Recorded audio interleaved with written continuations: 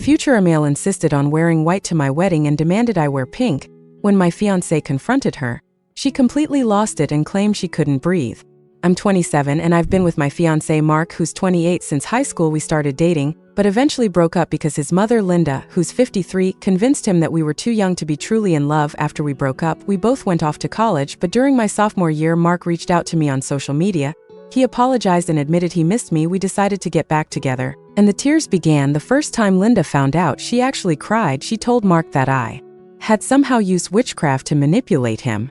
I've always shown Linda respect, mainly because I was raised that way, to honor my elders. It's a value my mother instilled in me, and I've done my best to follow it, but I can see how much Linda takes advantage of it. Ever since Mark and I decided to rekindle our relationship, Linda has tried to set him up with other women from her church, her job, and even her friends' daughters. Mark has always turned them down, but Linda still accuses me of controlling him. Mark has told her to stop, but not in a way that really gets through to her. Anyway, about 3 months ago, Mark proposed. Linda didn't come to the engagement party. Fine, she didn't show up to the family dinner where both sides were supposed to meet. Okay, whatever. Mark's dad did come, though, and he actually apologized for Linda's behavior. He told me that he left her when Mark graduated from high school, which I already knew. I told him not to worry about it. But the real issues began when Mark finally decided to confront his mom about how she had been treating us, especially when it came to our engagement. That's when the light bulb went off in his head. He had always tried to ignore her behavior and told me to do the same, but this time he couldn't ignore what was happening. Linda spun him this sad story about how she had been pregnant with him before marriage, which prevented her from having a wedding, and now all these years later it's triggering her emotions. She had a rushed courthouse wedding and never really got to enjoy the experience. Mark, trying to be understanding, asked her what she needed to feel comfortable, and she said that if she could wear white and if I wore a soft pink or lavender, she would be okay with everything. For some strange reason, Mark thought this was a reasonable compromise. He also said, not asked but said, that his mom should have the honor of walking me down the aisle so she could have her moment in the dress she'd always dreamed of. I told him absolutely not, and we got into a heated argument about it. I told him it was insane that he would argue with me to defend his mother's honor but wouldn't do the same for me. He accused me of being petty and selfish. It got really bad and we both agreed to cool off for a bit. But after the way the conversation went, I could tell that we were both close to agreeing to call off the whole thing. Now, we're in this strange place where I still love Mark, but I can clearly see how much control his mother has over our lives. It's like I can just imagine her sitting at home, wearing this evil grin, knowing she's the one tearing apart my relationship with Mark, and he's just following along like putty in her hands. I'm starting to think I should just call off the wedding. Update on December 12, 2024. Hey everyone, I'm not sure if this is the update you were all hoping for, but here's what happened since my last post. I finally managed to lay out some talking points with Mark that I hadn't been able to express properly before, mainly because I was so angry. We met up after work at home. I had been at the gym trying to blow off some steam, but we spoke about everything that had been building up. We agreed to talk to his mother together. Mark came home looking remorseful. He told me he had been feeling anxious about the situation and had talked to a coworker about how I didn't want to compromise on the issue. Apparently, his coworker, bless his heart, told him that he was being cringy. This really angered me because when I say it, it's a problem. But when another guy tells him, suddenly he sees my side. I brought up the fact that he was easily being manipulated, which was pretty evident when I pointed out that he would listen to another man before even considering what I had to say. His friend agreed with me, but it hurt that Mark hadn't listened to me earlier. Linda had gone out of her way to cause tension between us with this ridiculous request, and Mark seemed a lot more open to the idea that maybe it was as cringe-worthy as I thought, now that he had heard it from someone else. I compared the whole thing to a father removing the bride's wedding garter, and that seemed to get through to him. He got the point. He had agreed to his mom's crazy request before even talking to me about it. And I asked him why he couldn't see how creepy it was for his mom to walk me down the aisle on our wedding day. He said it was just addressed to him, and that he didn't want his mom to miss out on the wedding. I told him there would be no wedding if he didn't straighten up. He said he understood, and I showed him how blatantly obvious it was that his mom doesn't like me. She hadn't even asked to wear white alongside me, which still felt weird. But it was even stranger that I wasn't planning to wear white at all. It was as if she was trying to claim the role of the pure bride, something I hadn't even considered before. He said he didn't see it that way and claimed that she hadn't been attending events because she told him seeing me in white hurt her feelings. I asked him, "Don't you hear your mom saying she wants to be the bride herself?" That finally seemed to hit him. I then asked him what role his mom would play in our lives going forward. during the wedding, childbirth, and all the future milestones, would I always come in second place? He assured me that I wouldn't, and he finally realized how much he had messed up. He was just trying to keep the peace by always making her happy and making me miserable. I told him I wasn't going to live that way. He agreed and apologized, saying he didn't want me to be miserable. We don't have kids yet, but we've made a plan for how to deal with any future milestones. His mom won't be involved unless I'm comfortable with it, and I won't be comfortable unless she changes her behavior completely. I asked Mark what his mom said to change his mind. And of course she cried. She cried about how her baby was being taken away from her, about how she never had her own wedding, about how his dad left her, and how she was all alone with no one left. She said she felt sick and just wanted to experience a real wedding before she died. She's perfectly healthy though, unless there's something she hasn't told us. I just told Mark, if this is enough to manipulate you, what's to stop her from turning on me again? He said that both his friend and his dad had talked some sense into him, helping him realize that he was going to lose me if he didn't start stepping up. I told him today was the final straw for me. He had to do 4 things to keep me engaged and prove he cared about our relationship. The first thing was that he couldn't let his mom make any decisions about our wedding. It would be postponed another year to see if he actually stuck to his word. Secondly, he had to go to individual counseling and couples counseling. Third, he needed to have a conversation with his mom, with me present, to address her behavior toward me. Every time he went alone, he'd come back with some excuse for why he let things slide. So I made it clear that we were going to face this together. Finally, I told him he had to create strong boundaries with his mom and learn to uphold them. He agreed to all of this. But then came the bad part. I showed him the post. I felt awful as I watched him read through all the harsh comments. People were ripping him to shreds in the comments section, and I could see how uncomfortable he was. He read through them for a few minutes, his face changing as he absorbed everything. I noticed he got particularly hurt when he saw someone call him a spineless "see you next Tuesday." And that's when he handed me back my phone. He said it was really harsh, but I explained to him that I had to show him how crazy the situation sounded, even if it was just on the surface level to keep the peace. Seeing those comments was the icing on the cake. He told me he saw everyone telling me to leave, and his heart physically hurt because he knew he deserved it. We called his dad, who I'm no longer calling future Phil. I will straight up call this wedding off tomorrow if he doesn't have my back when we speak to his mom. So we called James, Mark's dad, and I'll call him that now since he's a major part of this update. James also gave Mark a serious talking to. Mark was relieved to hear his dad was backing him up, so we agreed to go to Linda's house the next day with James and Mark's aunt. My dad was coming along too. Mark had said that he was going to tell his mom that under no circumstances would she be allowed to make our wedding about her. He also promised if she cried or tried to guilt trip him, he would go no contact with her. I feel terrible about it. Getting a man to stop talking to his mother isn't something I ever imagined I would want to do.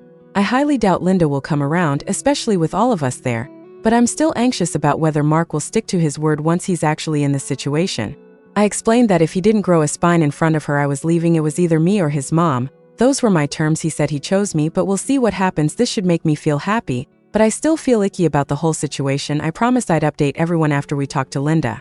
Update December 13th, 2024. Hey everyone, I'm back with the final update. It's a bit long, so buckle up. First, I want to thank all of you who sent positive vibes and advice. Seriously, you're all amazing.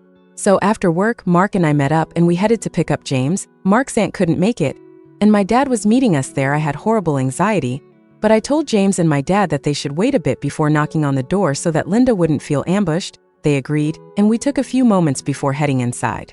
Now for the moment you've all been waiting for. We arrived at Linda's house, and my heart felt like it was riding up the world's tallest roller coaster. Mark was quiet the whole way. When we got there, he gave her a firm but respectful greeting, saying, "Hey Mom." We all sat down, and Mark wasted no time getting to the point. He told her that her actions toward me had been petty for years, that her not showing up to any of our wedding events was unacceptable to him, and that he had to ask her, why did she have such a problem with me? At first, I genuinely thought he was going to start with the dress situation, but he went straight for the root of it all. Linda acted completely shocked. She said she had no idea what he was talking about and claimed she had no problems with me, that she loved me like a daughter. She looked at me expecting me to speak up, but as I've said to all of you before, I wanted to hear what Mark had to say first. Mark kept pushing for the truth. He asked her to be honest and even named all the times he recalled her insulting me to my face and behind my back. He brought up how, every time I wasn't around, Linda would tell him he could do better. This was news to me. But I wasn't surprised. Deb was furious. She couldn't believe he was confronting her like that. She started going off on him, calling him disrespectful and accusing him of disrespecting his own mother for the sake of an outsider. Mark kept trying to reason with her, but I texted James and my dad to come inside. Once they did, Linda seemed startled, clearly not expecting the support we had from Mark. Immediately, she changed her tune. She turned to James and my dad, claiming that Mark had walked in and just started yelling at her because of me. My dad looked at me and I shook my head, signaling that wasn't true. For a little while, things calmed down, but Linda was back to denying she disliked me. James and my dad told her it was obvious that her request about the wedding dress was shameful, and she immediately shot back, saying it was shameful that I wouldn't let her son spend time with her. By then, I was burning inside, but I stayed quiet, letting Mark handle it. Mark finally asked her what the real issue with me was. Deb started going off about how she knew I'd be trouble from the moment we got together in high school. She claimed that once Mark started dating me, his grades dropped, and he stopped making time for family, which isn't true at all. It was also completely untrue that Mark had ever skipped celebrating Mother's Day with Linda because of my birthday. My birthday is in April and Mother's Day is in May, so there was no overlap. And that wasn't the reason. Linda also claimed that once we got back together, Mark completely forgot about her and only focused on me, accusing me of making him abandon her. The truth is, he goes to her house at least 3 times a week, and she can't deny that. She also said that having the engagement party without consulting her about how she felt was wrong, and that it was all the proof she needed to see what kind of woman I am. My dad pointed out that since she didn't contribute anything to the engagement dinner, she had no right to make demands about it. James, on the other hand, asked her what she was thinking when she insisted on wearing white at our wedding. He asked why she was so hungry for attention.